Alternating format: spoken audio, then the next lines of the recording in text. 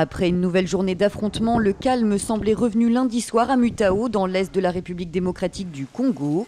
D'après le gouvernement congolais et la MONUSCO, la mission onusienne au Congo, les rebelles du M23 ont finalement été repoussés de la ville.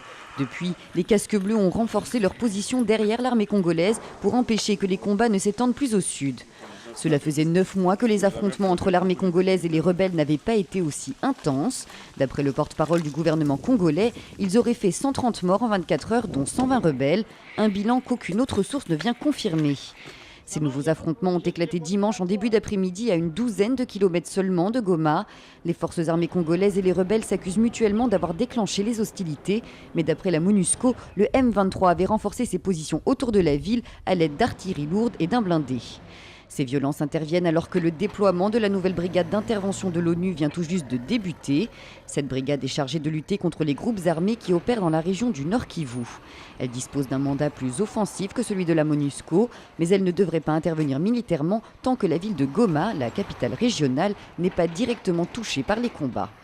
En parallèle, le Rwanda, qui est accusé par l'ONU de soutenir le M23, affirme que 2 obus sont tombés au nord de la ville de Gisenyi.